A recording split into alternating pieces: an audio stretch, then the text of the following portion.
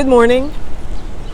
It's Friday morning, May 27th, 2022, and it's time for your morning walk with me, Sophfronia.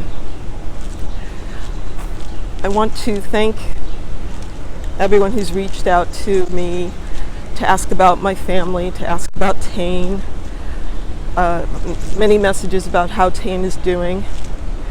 And I will answer that in a moment. But first I wanted to go back to something I was talking about last week, because it strangely enough connects with the events of this week. Last week I was talking about the all or nothing and how there must be something in between that can still be an answer for us and still give us joy. Well, my friend Lynn saw that video and she said to me, "You didn't talk about the nothing. You talked about the all, you talked about the in-between, but you didn't talk about the nothing." Well, I thought it was obvious, but I guess it's not, because when you go for all or nothing, you think that it has to be perfect, that the experience has to be everything. And if it's not perfect, then you can't have any of it. And you deprive yourself. You deprive yourself of the chance to change. You deprive yourself of opportunity.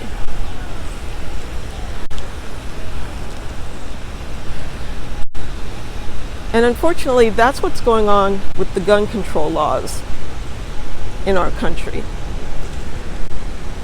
That there are people who seem to think that there are rights to guns and all guns. But most people want that in between, right? And it's a responsible in between. Things like background checks and not being able to purchase assault rifles, especially when you're only 18.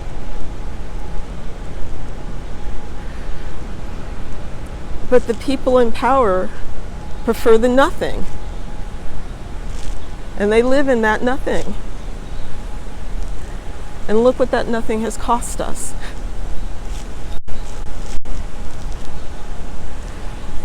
But I've been asked how I am this week. And I just say, I'm angry. I'm angry. I'm fed up. This is what happens when there are people prioritizing something other than the well-being of us all. And I wish it were obvious that it would make them stop and think, but it's 10 years. It's almost 10 years since the tragedy at Tane School, and here we are. And nothing has changed. Living in the nothing. Okay, so back to Tane.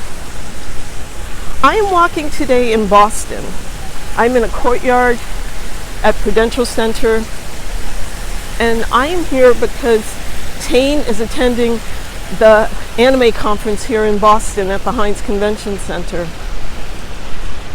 He is participating in a character showcase tomorrow, which he auditioned for. He's actually doing a dance of an anime character. And I don't know these characters, so I can't tell you who he is. And you'll see probably in this video as I'm walking around some of the people in their costumes. But when I think about how Tane is, right, this is a great place for Tane to be, because this is where Tane lives in his positivity.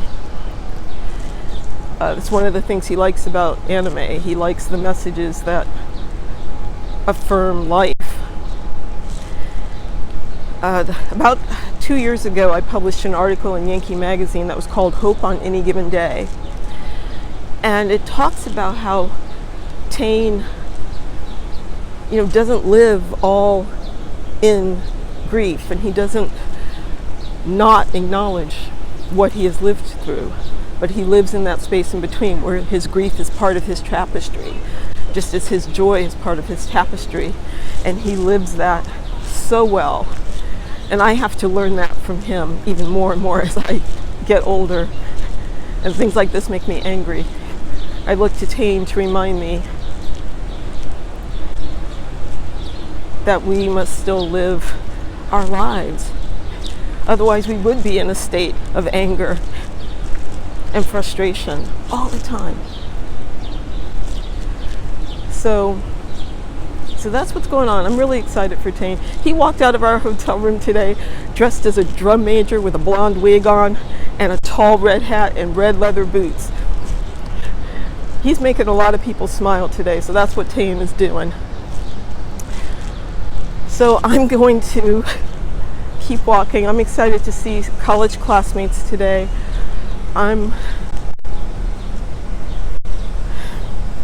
hoping that I can settle a bit.